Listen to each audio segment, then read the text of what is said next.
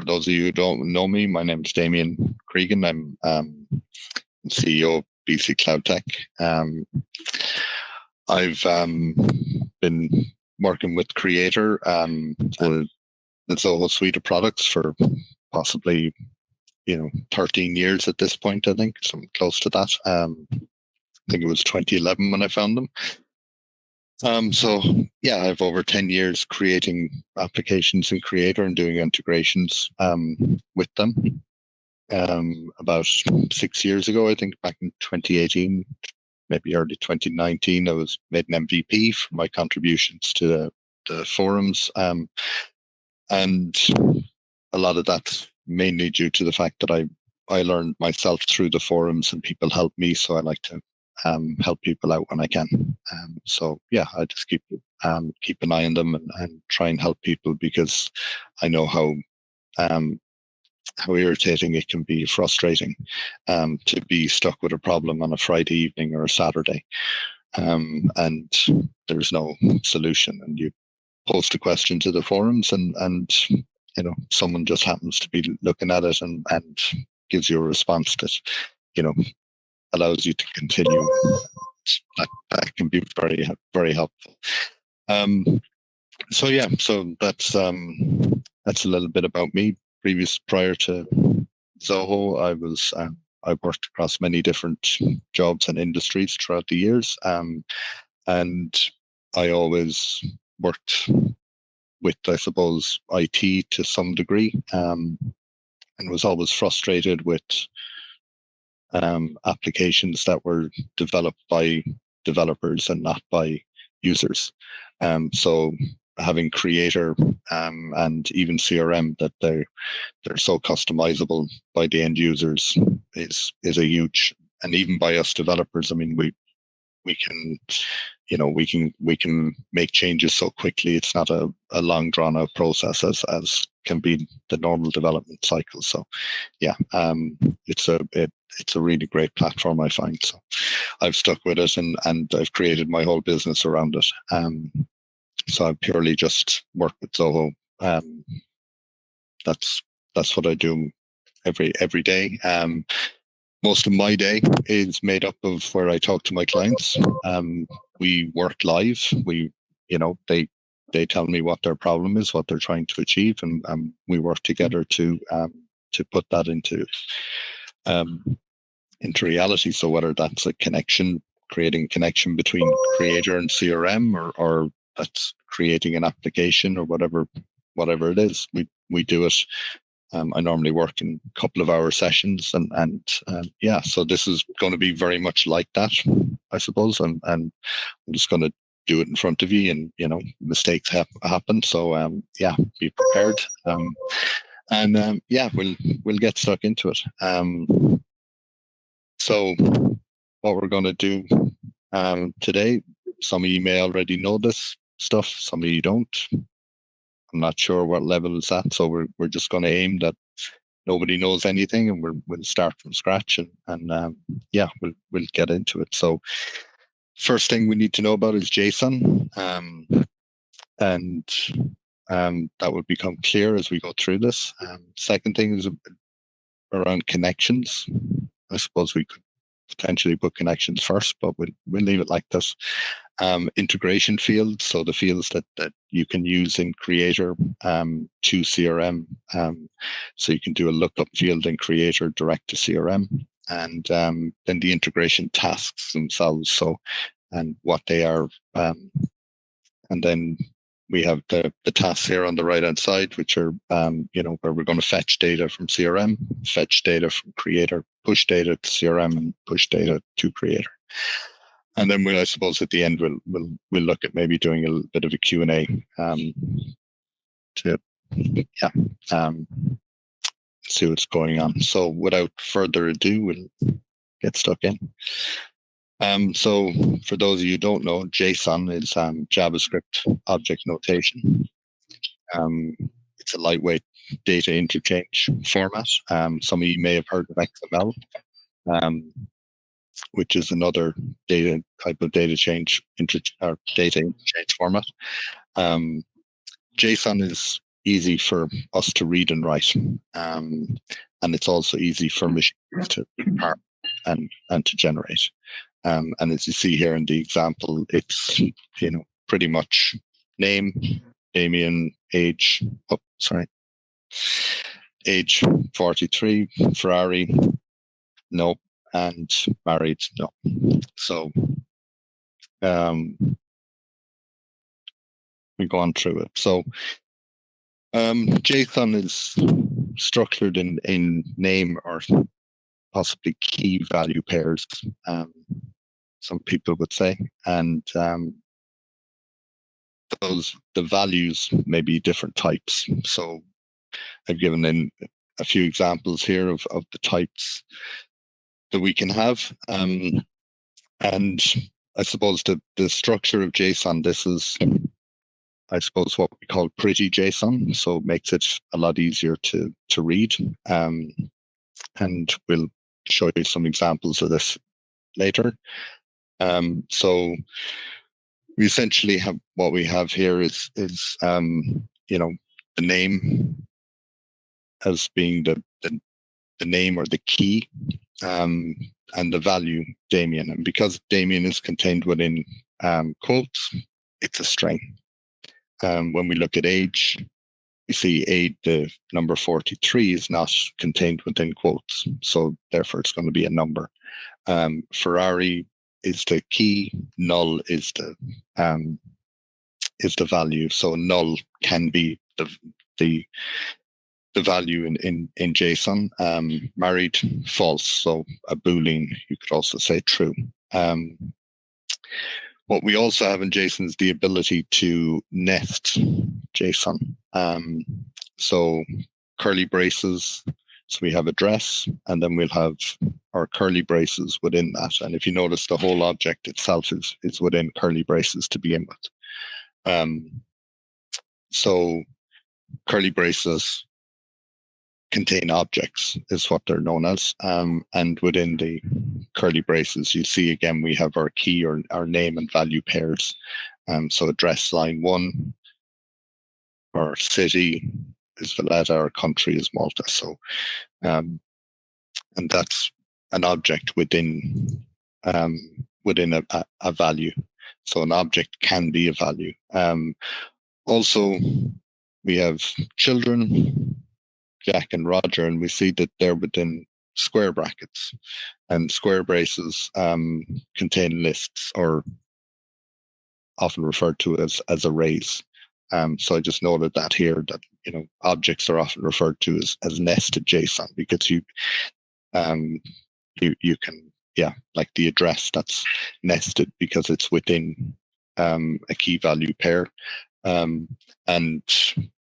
objects may contain arrays, and arrays may contain objects. So you can actually get an awful lot of data into a JSON string. And all JSON, as far as I'm aware, is a string when it's passed from one application or software service to another. So yeah, it's good to know about these things, right? So if you don't know anything about JSON, then don't worry, because we'll start getting into it. But some useful links I've included in the slide deck, just so you can look through them yourself. JSON.org, W3 Schools, they kind of might help to understand it. Some of the Deluge functions that are related to what we're going to do now. So get JSON to JSON list, map, get, and the difference between get JSON and get HTML. Okay, so I think we've basically covered JSON enough, because we'll see it when we start getting into it. So we're going to look at some Deluge connections. So before we can use any of Deluge's integration tasks, we must first authorize a connection, and depending on which product you're in, it may be a slightly different process. So I've provided links here to the documentation to go through for both CRM and Creator. we will take a look. So in CRM, I have a function here, which when I try and save and execute, it won't allow me to because it's saying the connection doesn't exist. That's because I haven't set up a connection yet for it. So what we can do is give you an example of how to set up a connection in CRM. So we go to our setup, our connections tab, and you can go use a default service. So we have Zoho OAuth. That's not the one it's already set up. Yeah, we can search for creator. We can create our connection to Zoho Creator. We're creating a connection. It asks for a name and a link name, and normally the link name comes from the name. So we'll just name this ZC connection. And then it asks you what scopes do you want to use. So just for the purposes of this, we're just going to stick in all our scopes and then create and connect. So when we connect, basically now we're authorizing through Zoho Flow the connection, and we've now made our connection live. So we get our connection name here and our connection link name. So we need our link name in our function. So once I go back into my function and I put in my connection link name, now I'll no longer receive the error message because we have our connection set up.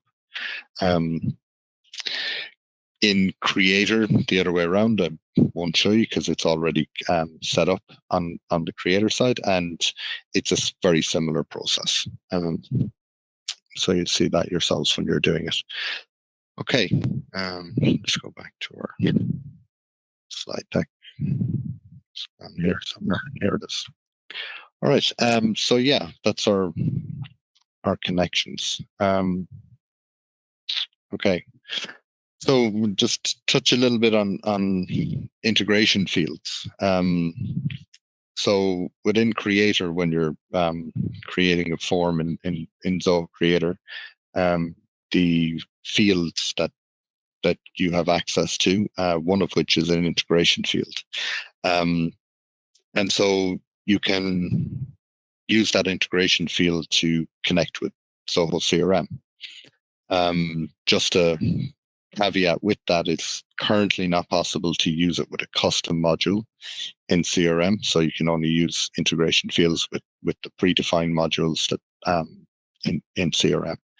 But nonetheless, it's still an interesting feature because if you use that integration field in Creator on the CRM side, it allows you to add that Creator form as a related list, and we'll be able to see that here in a second. Let's show you what that looks like. So in Creator, I've got form leads, and I have an integration field here in leads, which looks up my CRM.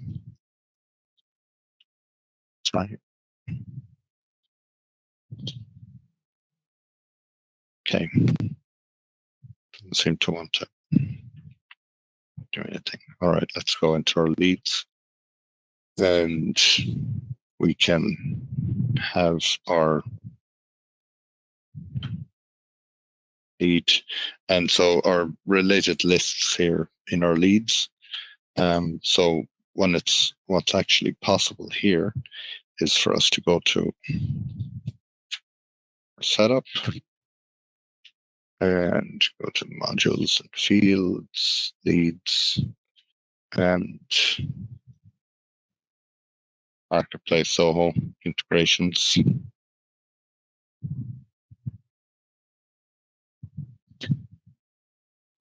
There you go.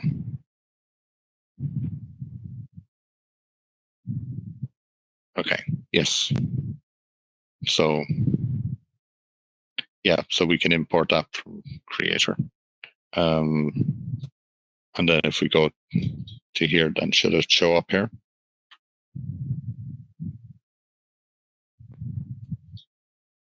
Ah, there we go. Yes, we have it. That's exactly it. Sorry, I didn't. Yeah. So related list name. Creator.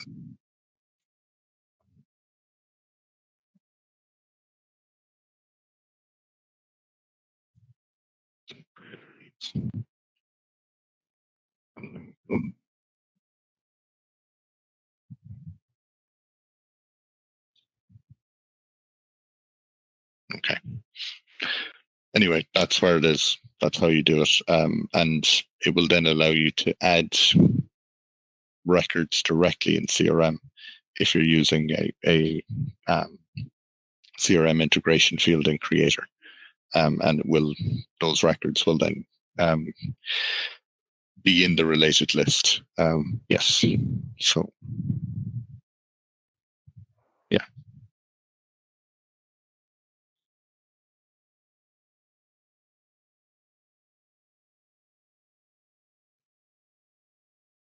There you go.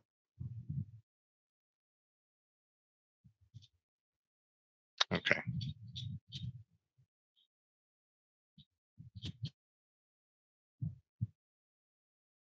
Excellent. So we now have down here at the bottom our Zoho creator leads. Thank you very much for your help. I knew it was possible. I had done it before. I just haven't done it in a while. And now if we want to add a record to Zoho creator leads, you can now click add, which will bring up a widget which will contain the Zoho creator form with the integration field pre-populated, as far as I'm aware. Just taking a little bit of time.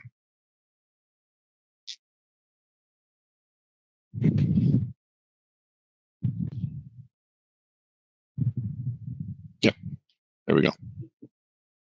So now we can create our lead in Creator.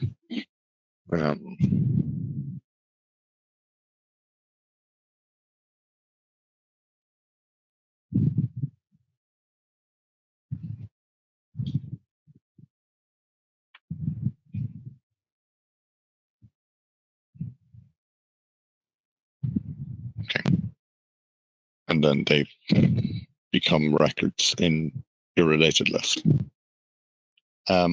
Yeah, so that's the integration fields. So there is a benefit to using them. As you can see, it extends your capabilities in CRM. So you're not just stuck with the form you have in CRM or using a custom module in CRM. You can actually use a creator form instead to extend your capabilities. But as I mentioned, it's not possible with a custom module. So just be aware of that. Okay. So yeah, so the integration tasks then. So when we have creator and CRM, so sometimes you might want to use your CRM to manage certain things, and then you come across a process that's been done that is very hard to implement within CRM. So you look to something like Creator to do that. So to help us connect the two, we can use Deluge, with which Zoho's kindly wrapped a lot of the APIs up for us to try and make them easier to use. And yeah, so we have a list of CRM tasks and creator tasks that they've done. So let's have a look at this. Yeah. So we'll start with, we're just going to look at some basic ones. And so regardless where you're fetching data from, when you're using Deluge, so whether it's Creator or another Zoho application or Zoho product, the integration tasks remain the same. And for CRM, when you want to get data from CRM, so you want to fetch a lead, or you want to fetch a contact, or an account, or a deal, whatever, from whatever module you want, or even custom modules, you'll use the same the same task to do that. So in this case, it's CRM and get record by ID. So we're just going to look at the very basic ones. And we will go and have a look here at this. So I have one set up in Creator already.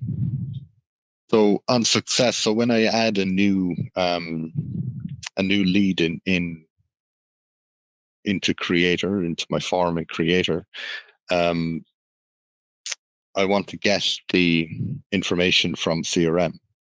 So we have the integration field, but that only contains a limited amount of data.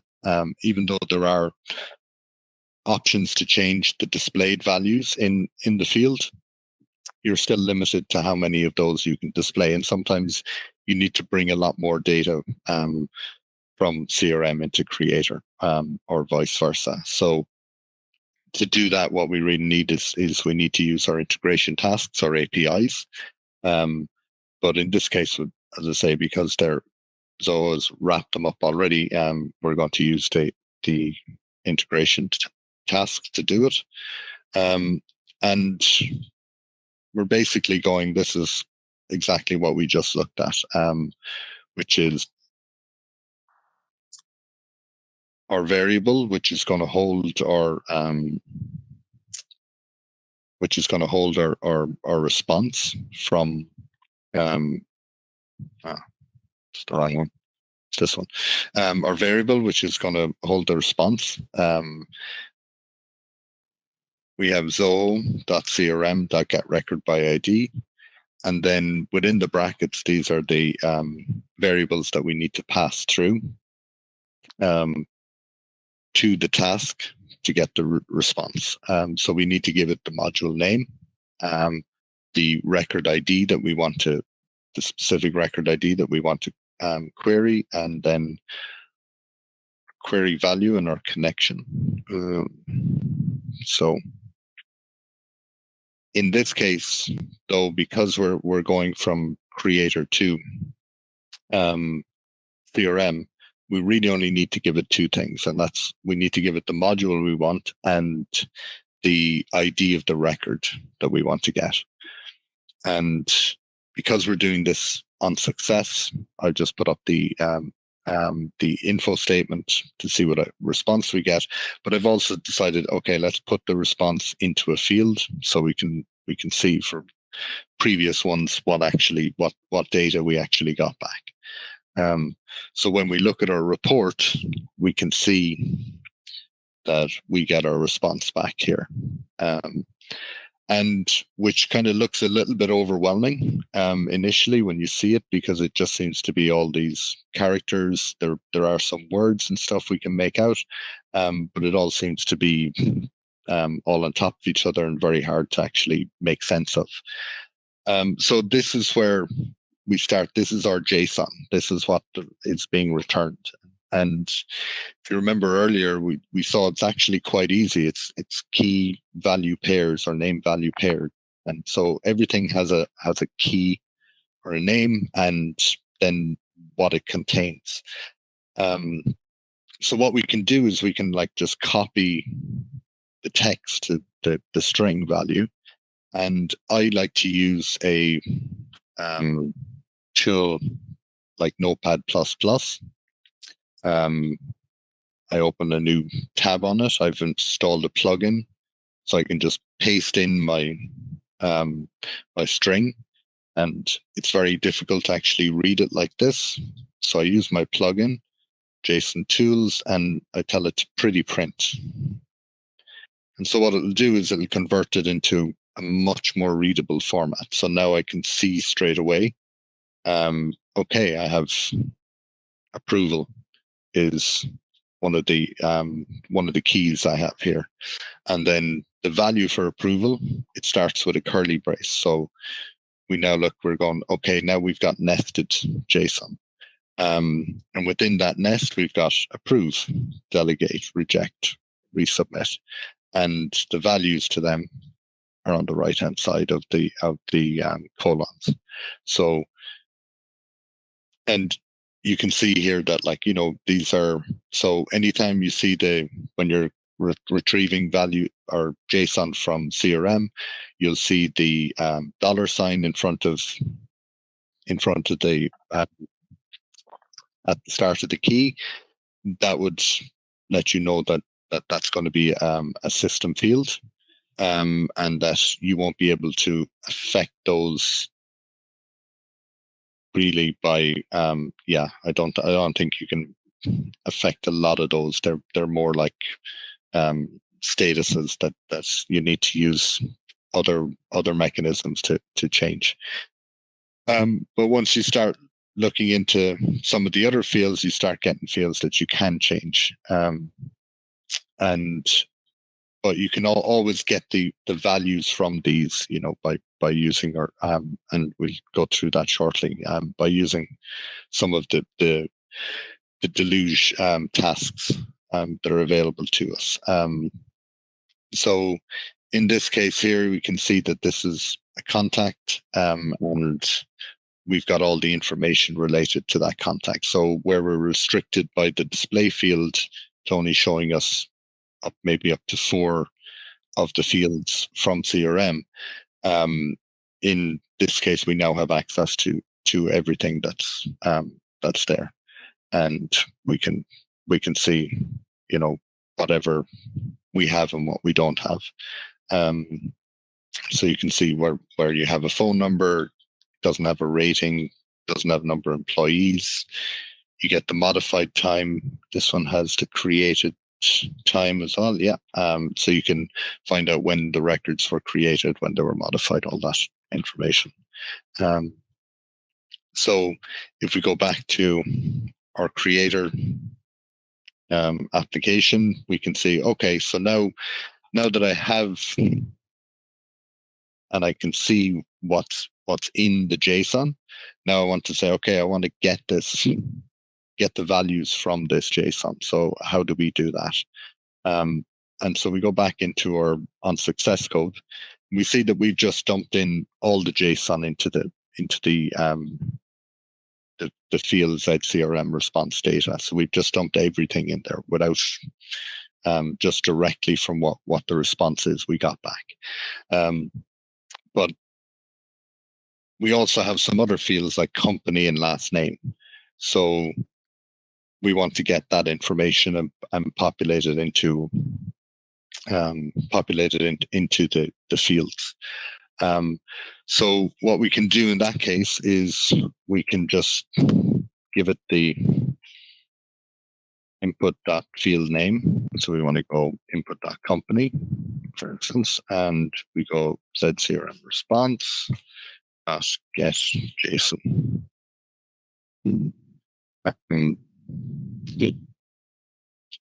And when we do that, now we want to try and find, okay, well, what is the name of the company field? So we just see it's here. So we can find it in our JSON, and we put that into our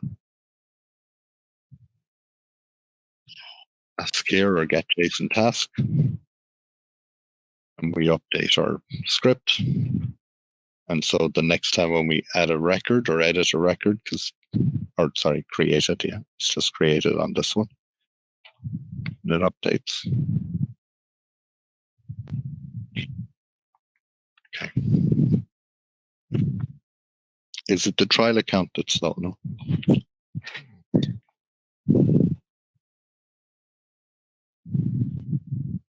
Okay. create a new lead. I'll do it.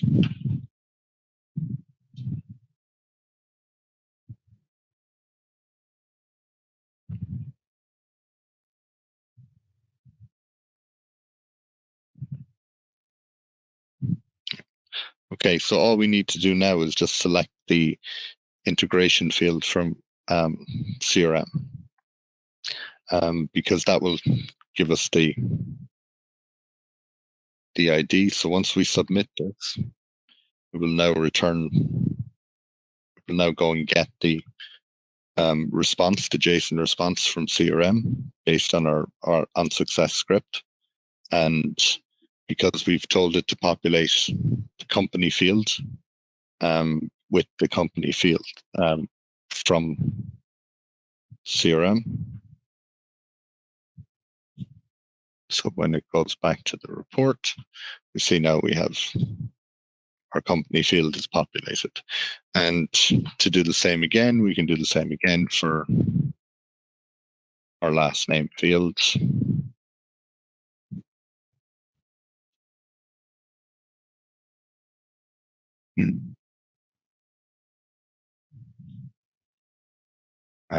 And we just go and check the, sorry, the other one I wanted. We check here to see what the key is in our JSON that got returned, and we can put that in to our JSON. So the next time a record gets created and we have the CRM field populated, we will get our response in there. Okay, so there are a couple of things just to be aware of. One of which is that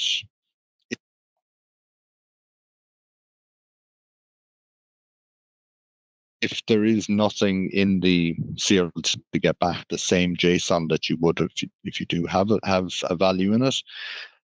So in this case, we get back an error.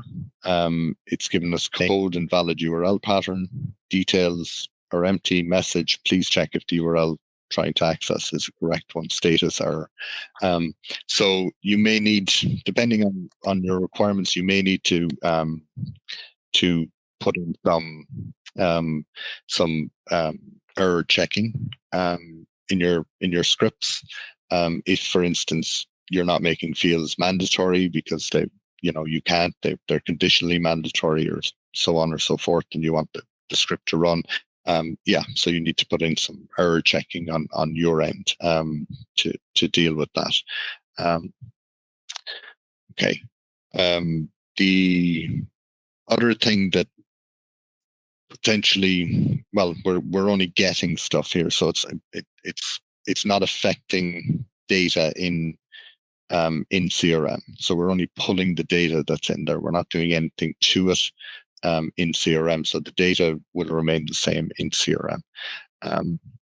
We're taking that data and we're populating it into creator field. So we're doing very simple, input dot field name is equal to whatever the response is, get JSON or get. I prefer to use get JSON.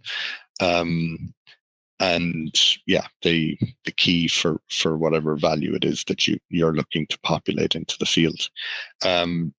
Just another thing to note is that you do have, which we kind of touched on, which are different value types. So you may have a null value or you may have a number field, and you can't populate a number field with a string. However, you can put a number into a string. Although you may have to convert some stuff, and you'll receive errors if you get these things wrong. They'll come up, and so you'll just have to keep in mind that your data types are important to note. The other thing to just keep in mind, I suppose, is the date. So date formats across CRM and Creator can be different.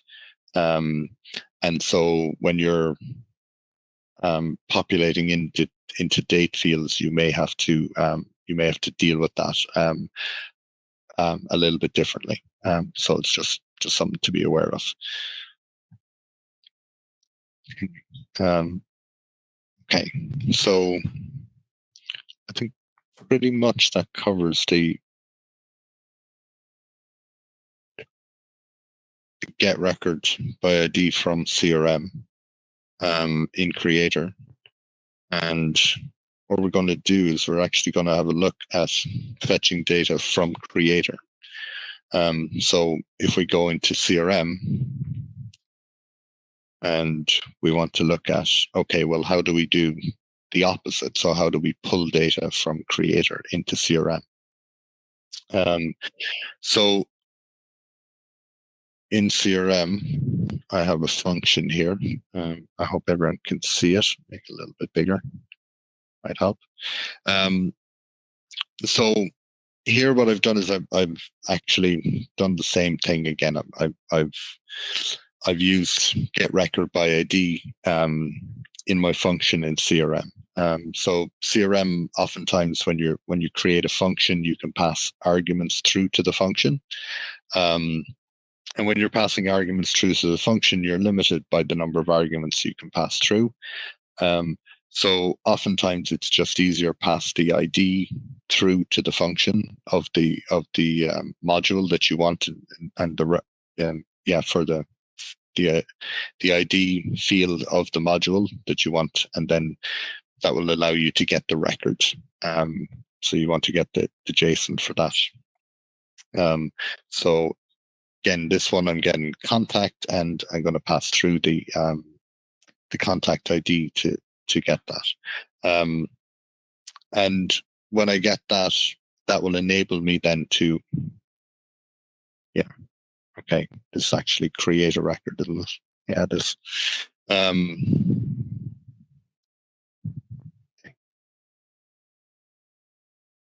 So the reason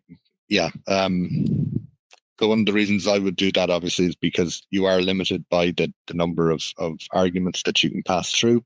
So sometimes you might want to pass 20 fields from CRM to Creator or something. So again, you're within CRM. So the big difference between Creator and CRM, for those of you who aren't familiar with CRM and you use Creator or vice versa, is in Creator, we're able to access the form directly in Creator by using a fetch. In CRM, we can't. In CRM, we need to use the integration tasks to actually access all the data within a module, within a record.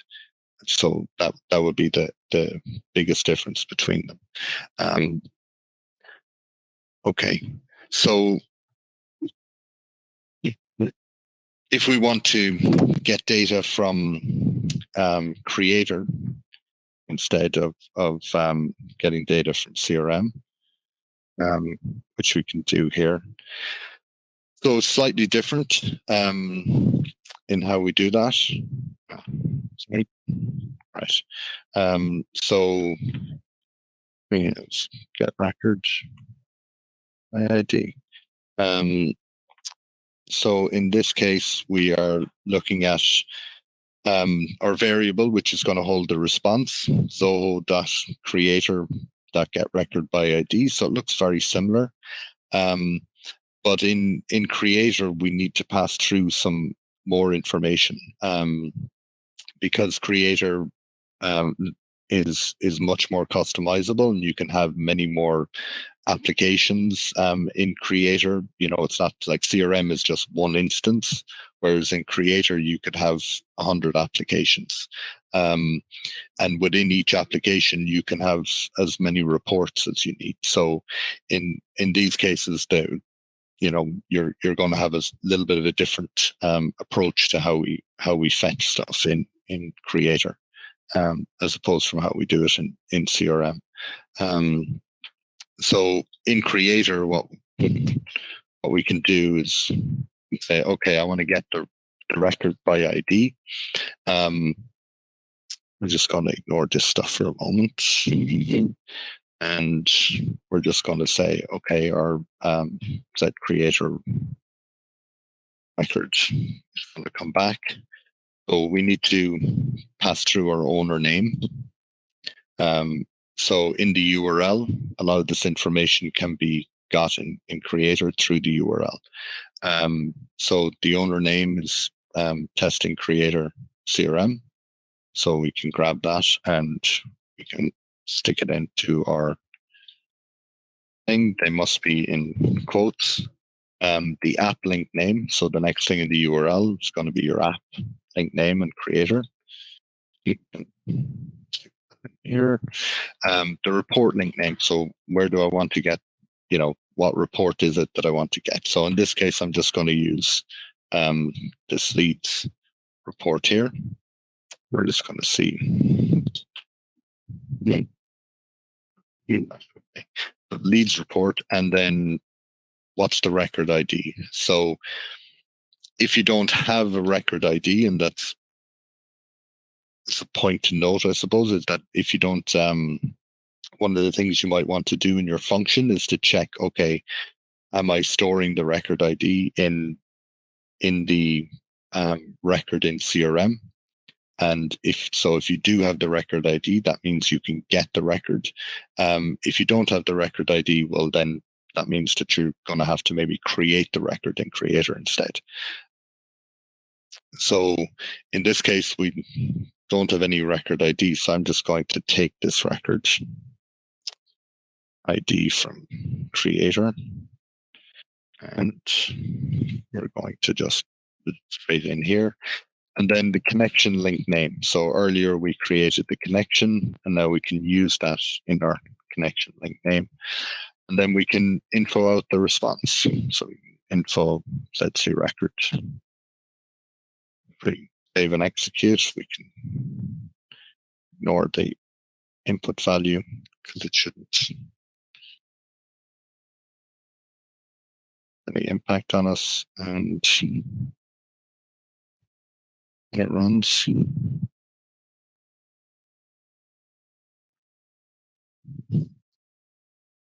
Yeah.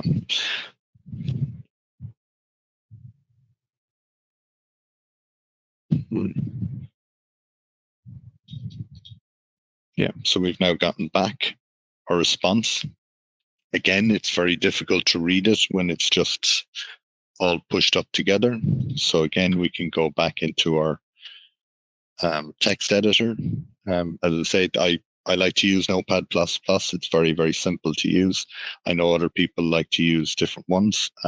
This is just the one I prefer to use. So when we get the result back from Creator, it's slightly different in how the JSON is structured. It's similar in how the JSON is structured. It's just slightly different in how Creator sends you the JSON or what's contained in it versus what's contained in the CRM response. So in the Creator response, they give you back a code, and then they give you a data key. And within the data key is actually where you'll find all the data related to the record that we're after fetching. So the code will give you back the response, whether or not it's successful or whether there was a failure. And the data then should contain, as you see in this case, the nested JSON. So, and not only in this case, actually is a good example because it's like, okay, we've got our nested JSON because we have data and we have our company, and the company name is here. We have the ID, which will be the ID of the record within Creator.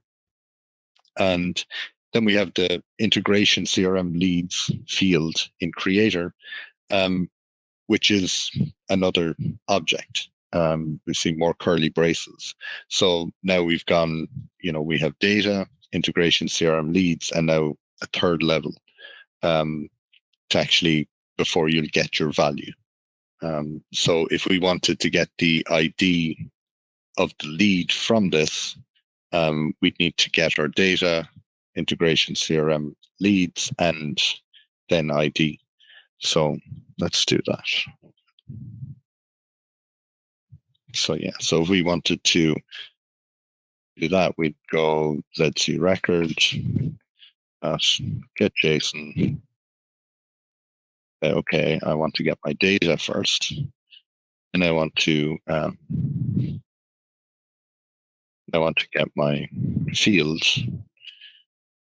It also contains IDs here, so and get JSON. Here, the ID. And now if we hold on, let's not do that. We just want to see the ID. Execute this, and now we'll just see the ID being returned for the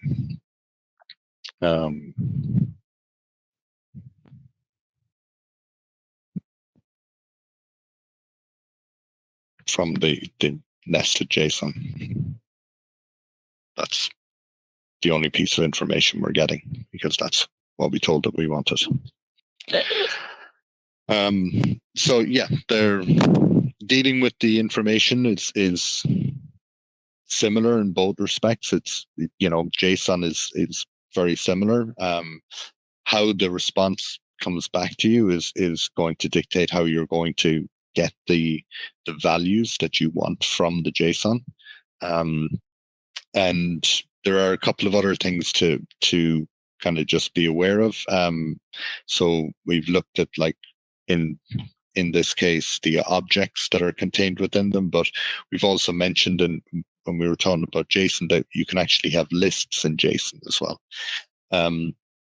And if you have a list, you'll normally have square brackets instead of curly braces. And you could have many records being returned. So in this instance, we're just using get record by ID. So we're only looking for one record, but you could say get records, and it will return the first 200 records that it finds in Creator.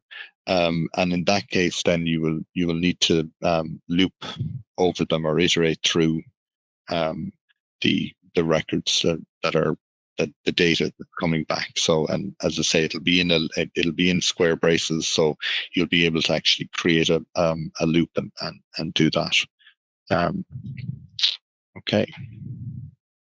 So let's see what else. Yeah. So that's our get data from Creator. Okay. We're going to look at pushing data to CRM or yeah, and there's two ways to push data that you will commonly use more than anything else, and that's where you want to create a record in CRM, and you want to update a record in CRM. So to create a record in CRM, you don't need obviously an ID because we just want to create the record. So it doesn't exist. We can't have an ID until it actually exists. But as you can see, the task is laid out in a similar way. So we'll take a look at how we would achieve that if we were in Creator. So in the case of Creator, if we want to create a new contact, right?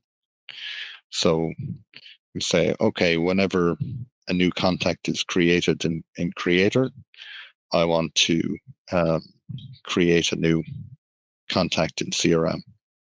All right. So we want to use our integration function for creating a record in CRM. So again, we want to see our Zoho CRM response.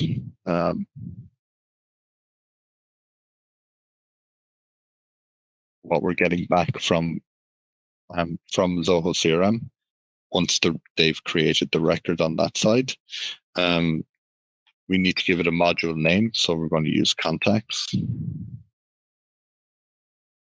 Now it's asking us for record details, and then it has this options map. It's got our connection. So what we haven't really looked at is, well, how do we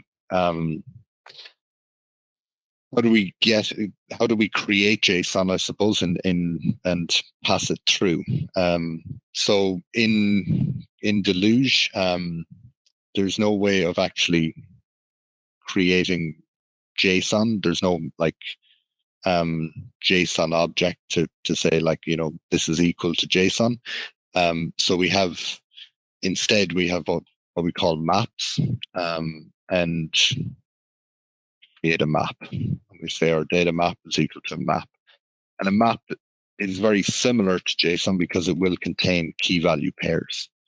And so what we would do is we would say, okay, our data map, and we use put, and we will put what we're looking for is now the field name in CRM that we want to do. So we can go back here to CRM, go to our setup, and under Developer Hub, you've APIs and SDKs, API names, and then we're looking at contacts. And so if I go to my contacts module, go to create a new contact manually, I'll see that the only thing that's required is last name. So that's all I need to find to actually create a new contact. So if we scroll down our list, we'll have the field label and the API name here.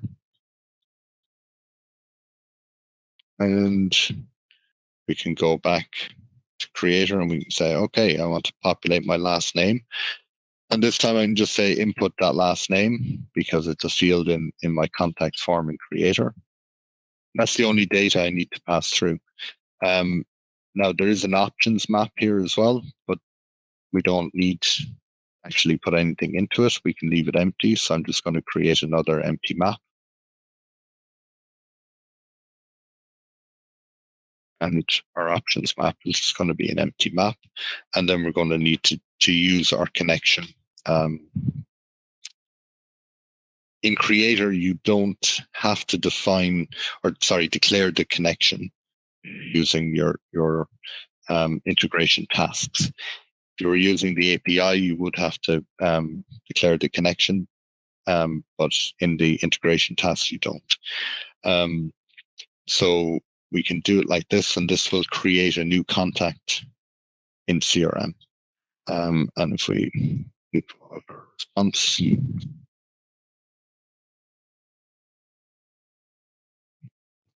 our ZCRM response. And after making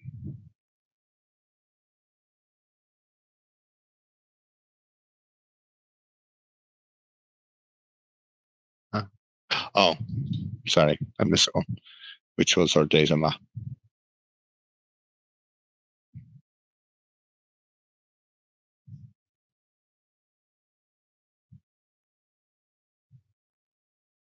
Oh. Here it is. Oh, that's what I did. Okay. Sorry. Yep.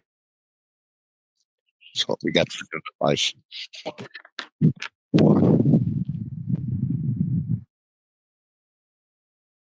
Okay, so now we're going to get our contact. We go to create a new contact.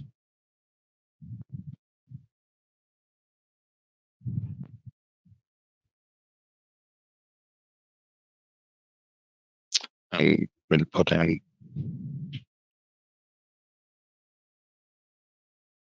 that. And we'll see that the response we get back from CRM will be in our log. So this is now the response we got back. And again, we can use our pretty JSON to actually look and see what's actually contained in the response. So in the response here, we'll see that we got an ID. So it was created successfully and we got an ID back. And so when we're creating records in CRM or in Creator from CRM, so in CRM from Creator or Creator from CRM, if we don't have an integration field, as I mentioned earlier, you sometimes need to use custom modules in CRM. You won't be able to use the integration fields, and in that regard, you'll have to hold the IDs of the records, the CRM records in Creator itself. So we got this one back. So that means I can now go to my contacts report and I can say manually put it in there, right? But obviously we don't want to manually do anything. We want it to do it itself. So in this instance, I'll go in and say, okay, this is our CRM record ID is now in there. But I've had to manually do that, and obviously we'd prefer not to have to do that. So instead, what I'd like to do is say, okay, well, the ID isn't nested in anything, so I should just be able to get it straight back. So I can say that ID is equal to that CRM.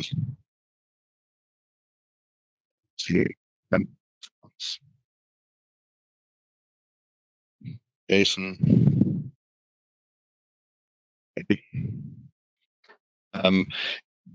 Another thing to be aware of is the names or the keys. They are case sensitive. So if you're saying a lowercase ID, then it needs to be exact. If you use uppercase, it won't find it. So in this case, the next time that we create a new contact, it should now automatically put in our CRM ID. Well, when it updates. Yeah. So create a contact.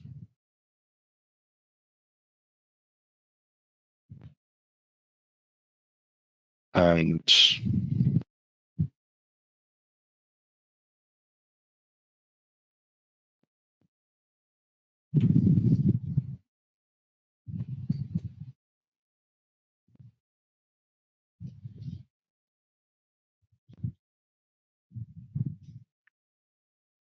we got our response back, and we should also see when it goes back to the report that we had the ID in there automatically. Yeah, so there's your ID. Again, I'm doing this without any error checking. So if there was some problem, if there was a connection issue, or if there was any other issue when you're populating the fields or trying to get, so potentially you could come across null values when you're trying to populate fields, and if you're trying to insert nulls into certain fields, so a null will go into a number field and a date field, but it obviously won't, or it won't. Yeah, it won't go into a string field. It'll probably return you an error if you're using get JSON, you get a null for the value. So just something to be aware of with that. Okay.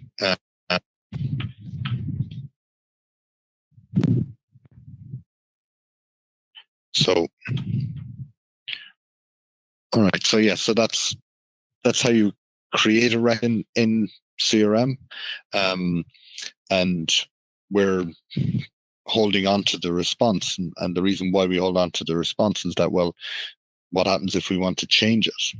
So if we want to change the name here, how how are we going to update the record? So in that case, we would just use another workflow, and this time it would be edited on success, the creator side.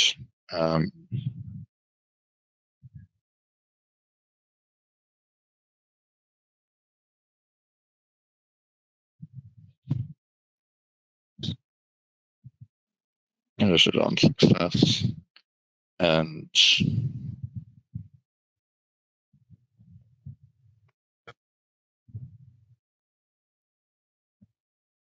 go back to our thing here. You can see it's very similar.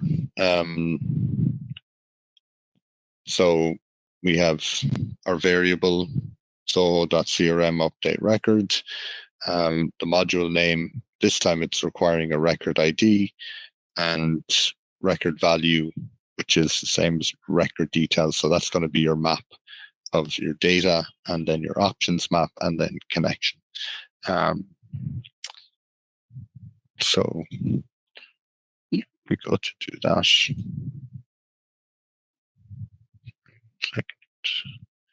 There, yeah.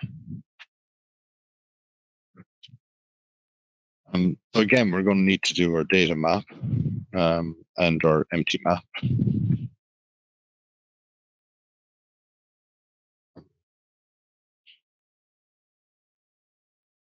And say data map, and we already know what it is, so it's last name.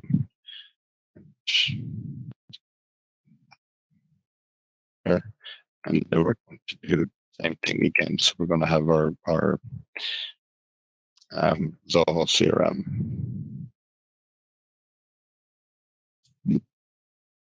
Okay.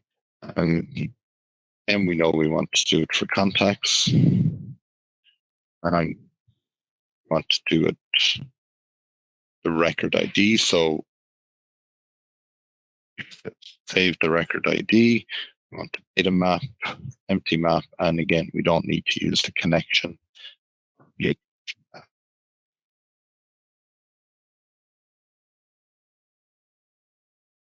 Yes. And so sometimes this will happen, and you'll be like, okay, why is this happening? Well, so what I've done is I've saved the ID from CRM into a text field, a string field. But the integration task requires a number for the ID. So we just need to convert it to long. We'll take care of it.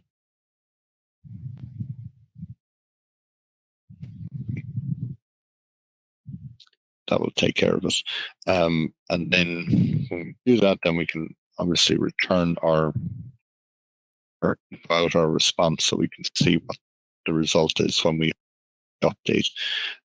So if we go back to our contacts module in CRM, we can see we have a contact called Bobby, and in Creator we have a contact called Bobby, and we're going to change that. And we're going to call it Murphy.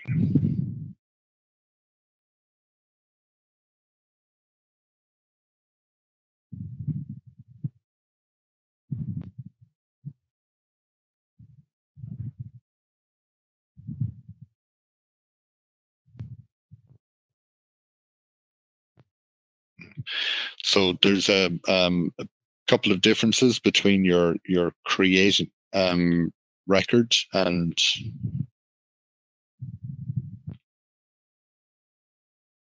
update record. So obviously your create record will return back the ID, and your update record won't. Yeah, it'll just give you the modified time to tell you that it was modified, and that's basically your success. If we go to CRM now and click on our contacts module or update our contacts module, we'll see now we have Mercy here. So it's done what we wanted to do. So yeah, that's basically your update record in CRM. So one of the things I didn't really go into and you can we can take a little bit of look at is so there is the options map. So in this case, I've just put it through as an empty map. And what you can do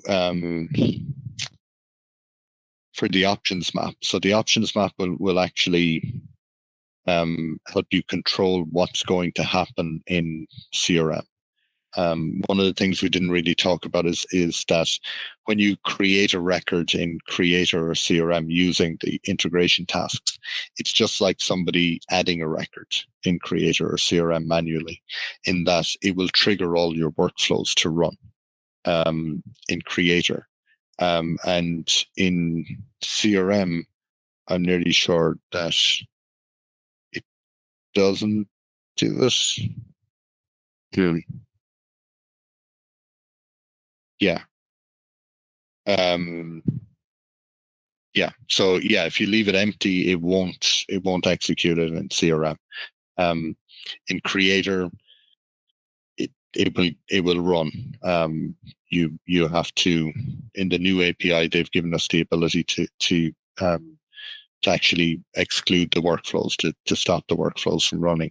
But in the old version, of the integration task, it wouldn't. It would just run the workflows. So that's, and so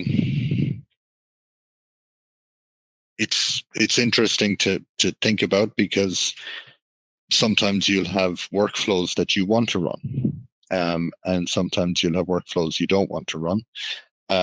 Sometimes you'll have a combination of stuff that you want to run or you don't want to run, depending on where it's coming from.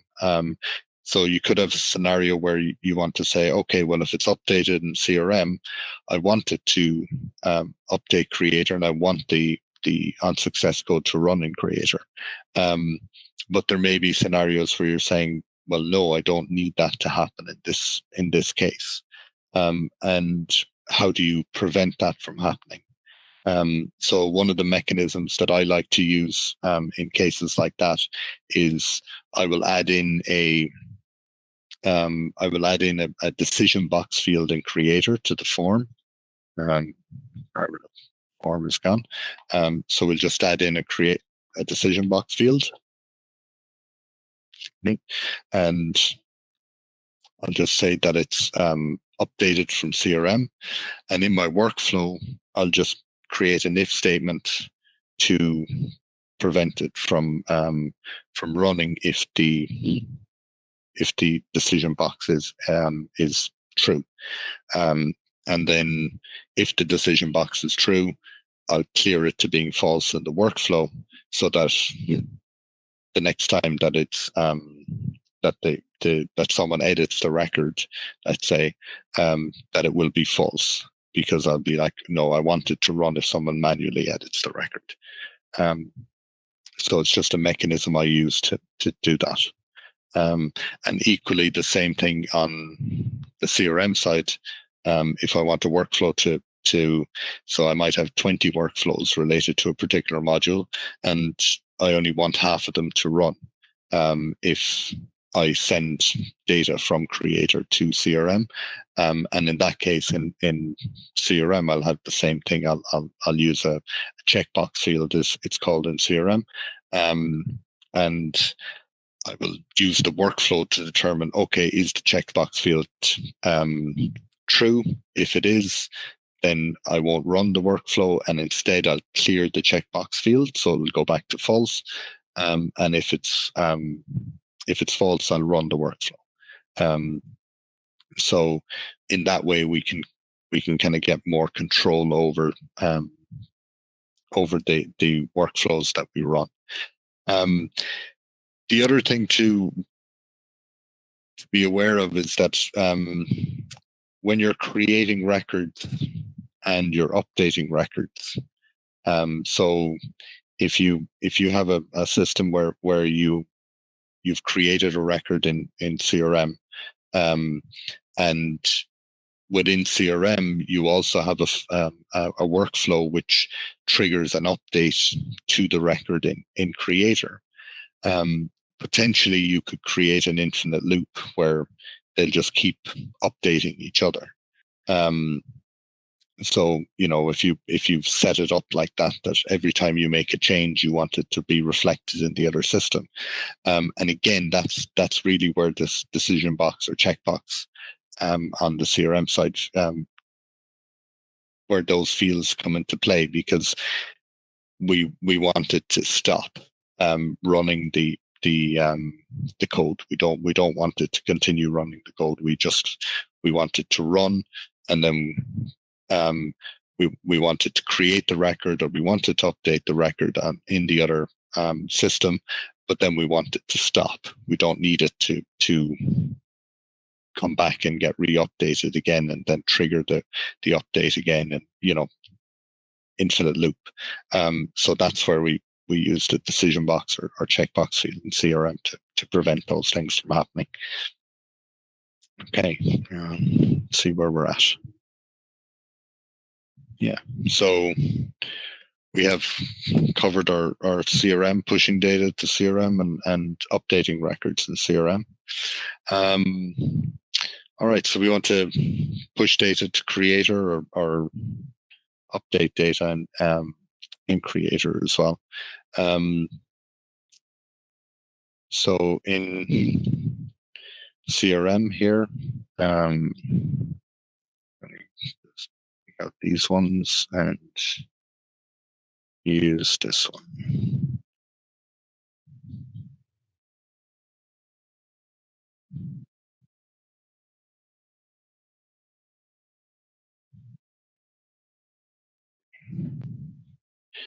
And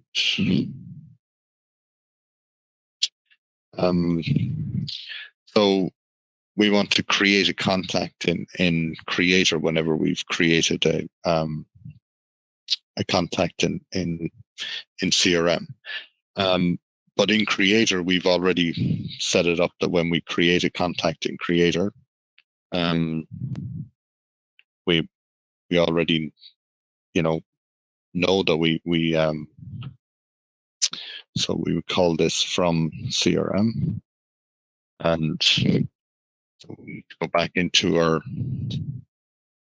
on success workflow, because we've already set it up that if a new record gets created in Creator, it'll create a new record in CRM.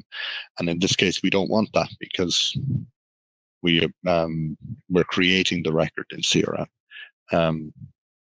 Now, you could also use the CRM ID field that I'm going to populate in the ID of the CRM record into. So in this case, we can use that when we're creating it. But when you're updating it, you can't use that, because obviously it's going to be there all the time. So it's not going to change. So in that case, you do need the decision box to do this, or to prevent the loop. But for create, you can use it. You can use the CRM field, CRM ID field. So if that field is empty, we want it to create the record in CRM for us. And on the CRM side, we're actually populating the field in CRM, in Creator from CRM. So when we create new contact in CRM, we're now going to get a new contact in Creator. So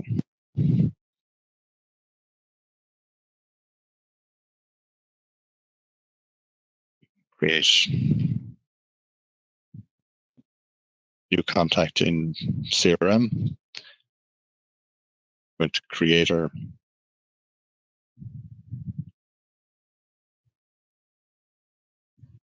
and it should be here. And there it is with the ID we've sent over. On the CRM side, I don't think I did it there today. Okay. So on the CRM side, there is no field. So there is no integrate field. There's no look to on the CRM side, except for what we went through, and we'll all never forget how to do that in the future with our related lists. So how do you hold the ID if it's a one-to-one relationship in Creator CRM? So we obviously just need to create a create field for in CRM. So in this case, just grab a new section, admin, and call it. Let's see.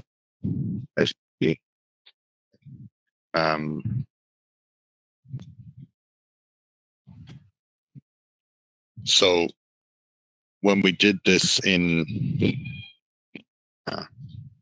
here, we created it.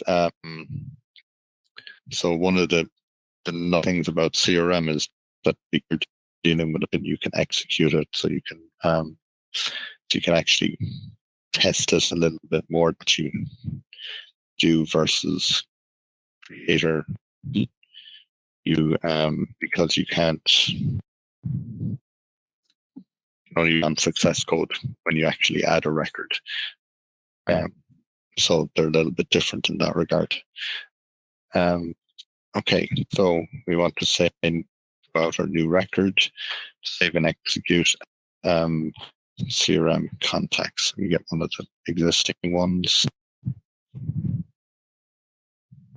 I'm sure you're all very aware of where IDs from the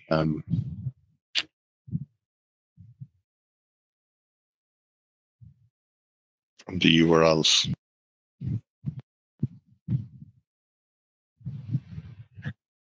Okay.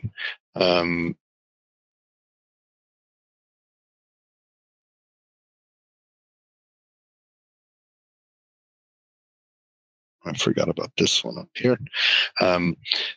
Yeah, so what we got down here at the bottom is, again, a little bit more readable, but here, and we can see it straight away.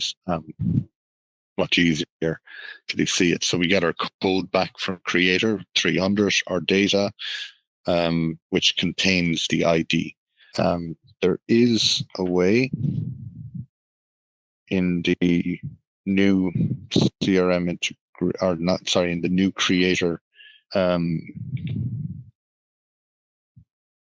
new Creator, create record tasks. Isn't there a way to do that? I'm wrong with that. Yeah, there's other parameters. And sure, yeah, you can stipulate what fields you want to see back. So if you don't tell it you want to see a particular field, it won't return anything. It'll just return the ID. If you say, okay, well, I want to see the last name field because that's the field I want to see that you actually have the same value, then you can tell us. You can add that to the list of fields that you want it to return back in the data. But in all the years I've been working with Creator and CRM, I've never seen an issue with that. So, that's entirely up to you if you want it. So in this case, we want to get our IDs. We know it's in our nest. We have our curly braces again, so we know it's nested. So data and ID. And because we're in CRM, we now know, okay, we can't just say input dot field name is equal to. So what we actually have to do here is we need to create an update map. So we need to do like a CRM update map.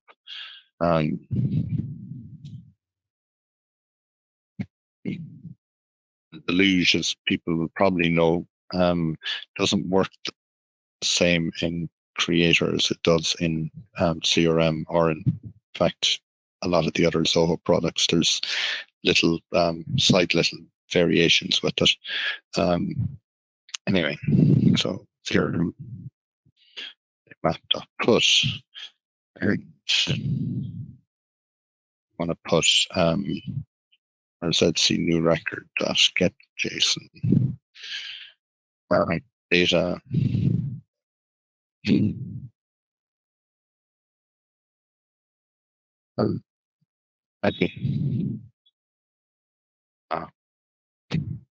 Now, before I do that, it's a capital IDs.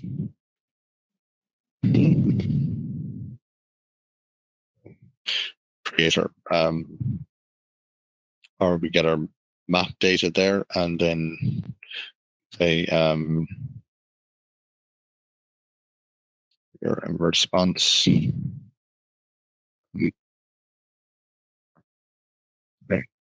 Update. We want to update our contact records.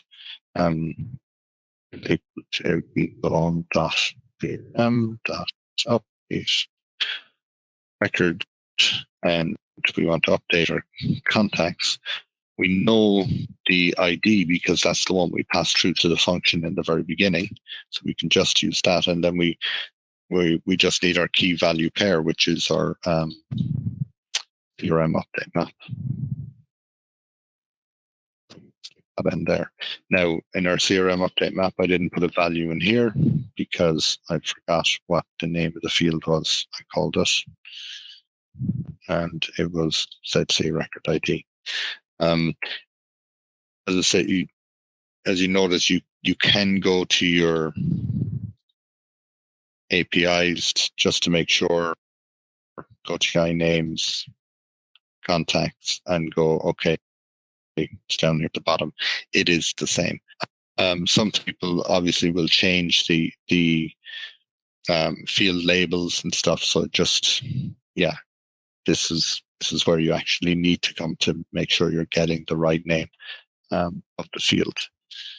We'll put that in there, and that would be whenever we create a new contact in CRM, we will now get the ID back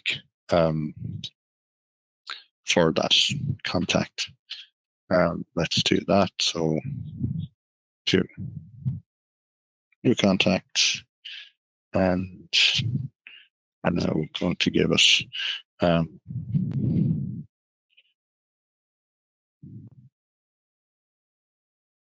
name, and now if we scroll down here, yeah, we don't have anything.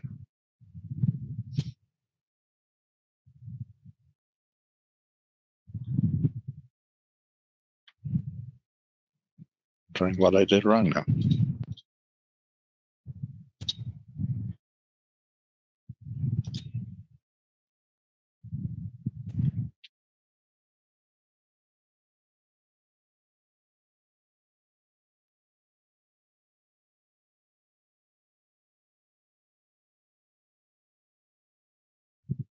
Oh, just took a moment. Okay. Yeah. So as it says, highlighted fields are updated in the background by configured automation. So workflows may take a little bit of time to update, and eventually they'll get there and they'll update the fields. So now we've got our creator record ID. So that just means that now we know, okay, whenever I update this record, I have the ID of the creator record. So now I can go ahead and update that record in Creator. But as we know in Creator, whenever we update a record in Creator, we already have a workflow that updates that record in CRM, which is here. So as I mentioned earlier, I use decision box field and I say, okay, well, if it's from CRM, if from CRM is true, then we just do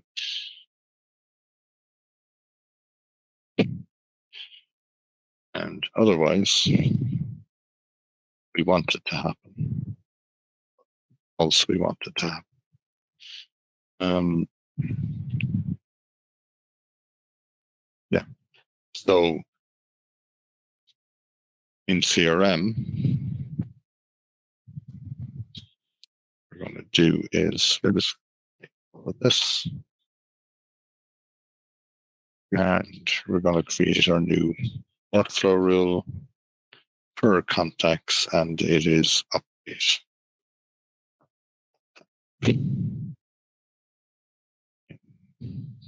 Creator.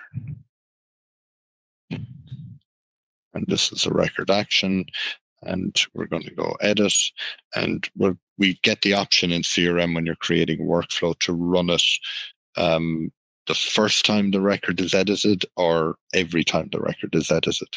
So if you don't tick this box, you're wondering why it's not updating. That's the reason.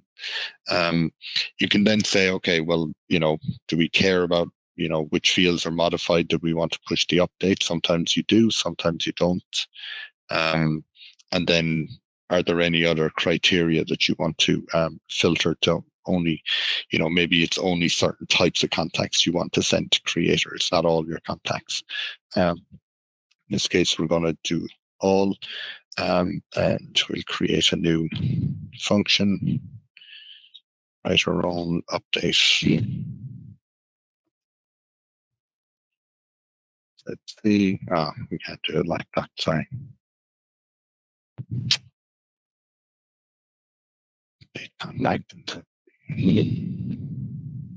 So when your function names in CRM, there can't be any blank spaces now.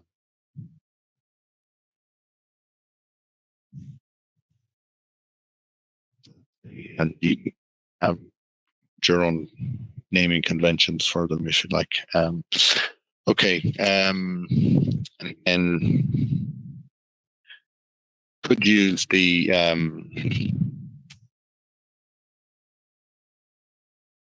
we could use the creator ID here if we wanted to, and we can get that by using our using our arguments here. Variables going to be passed through to get the Zoho creator record ID, and that's one of the places where I'd say, yeah, that's a good use of it because it's what we want to use. Whereas trying to pass through, if you're updating if you're updating like 20 fields, you're not going to be able to pass them all through. So you're going to have to fetch them anyway. So while we still get them in the fetch, we now have it here as well, which is just, it's handy to have it there. So in this case, we want to go and we don't need to update our CRM record, and we're not going to do a new record, we're going to do an update record. And so two slides here, and you can see it's update record. And this time, we're going to have the app link name, the report link name, the record ID, and then the rest of the information. So it just changes slightly in that, like, instead of the form name, you're using the report name, and then the record ID. So you just need to keep that in mind. That it's so what I like to try and do with applications I create is the first report that gets created with the form. I try and keep that as an admin only report, so it's never exposed to any users. And for users, I create other reports for the users to interact with. And in that way, then I always have a report which is just, is never filtered, is never, always has all the columns I need in it, and I know I can just go there straight away to find if there's any problems. I can use that to find them very quickly. Okay.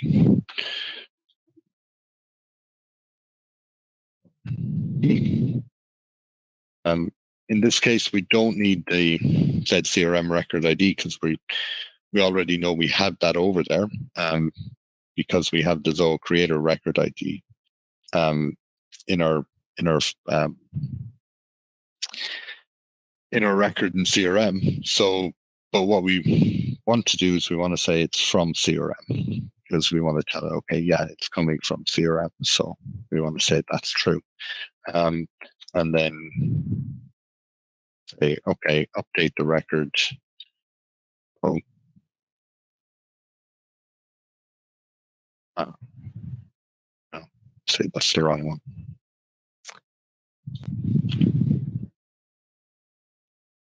Oh.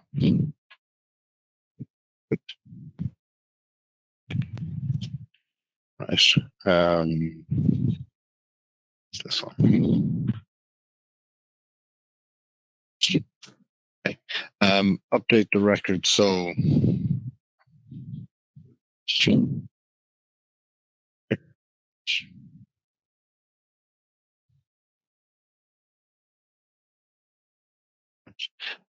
report link name, go back here, contacts report. The record ID, say we don't need to JSON because we just passed it through.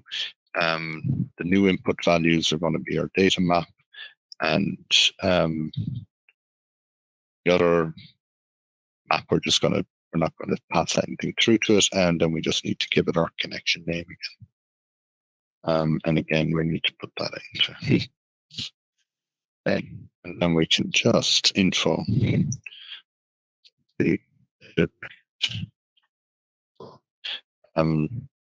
so to test it, because it's already existing in Creator and in CRM, we can just test this. We don't need to actually update the record manually. So we can just say, okay, let's get our CRM record ID, our contact here, and then our Creator record ID here, and pass them both through, get our result back. We can now look at our response again, and we can see, you can read it because there isn't too much in it. But yeah, so we got our data updated successfully. And that's how we do it. So yeah, there you go. I think that about covers it all. Yeah, so yeah, just some of the common issues to cover again. So broken connections will be where sometimes you need to reauthorize the connections if they've been left for a long time, or if Zoho has done some update on their end. Sometimes you'll need to go in and reauthorize connections before your integration tasks and possibly APIs will work again. The preventing infinite loops, as I say, that's something that you can see there. It's important to remember to do that if you have a one-to-one relationship and you're trying to keep records updated on both sides, or from both sides, should we say. So missing null checks. So sometimes you'll get error messages because if there's an empty value, Zoho will return null in the JSON. So CRM will return null, or Creator. I don't think Creator returns null. I'm trying to think. Possible it does. But it's I generally see it from CRM where they'll return a null value for an empty field. And yeah, if you don't put in an if null statement to check against it, that can potentially break your whole script. The other things to look out for are wrong data types, which is, you're trying to update a list field with with a number, or you're trying to update a date field with a string. If it's in the right format, I think the string kind of works. Date fields, that shouldn't be too bad. But yeah, just something again to look out for. And the last thing just to be aware of is depending on how complex, because you can get very complicated integrations. We've just barely touched on how these things work, and really it's just to demonstrate how simple they are, or they can be, but they can also start to get really, really complicated. And you can say, okay, well, I want to get the record in CRM, but I also want to get, the other related records to it. And I want to create all of those in Creator, and you can run into statement limits both in on the CRM side with the Deluge statement limit there, and in Creator as well. Creator, I think, often has the higher limit. Depending on the subscription you have, you can have up to 50,000 or even 100,000 statements. I know in CRM it seems to be a bit lower. So it's just something to look out for, and especially if you've got nested JSON and you've got lists or subforms, let's say. So if you're trying to copy data from one module to in CRM to a form in Creator, you with a subform in the module in both, then you'll have to you'll have to use loops, and depending on the amount of fields and the amount of data and stuff like that, you'll potentially run into statement limits. It's very rare, I find, if it's done right, that you'll run into them, and oftentimes it can be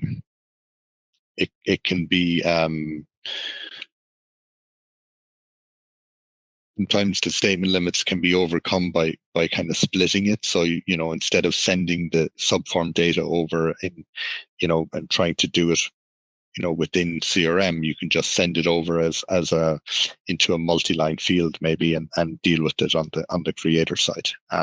So there are little tricks to getting around stuff like that.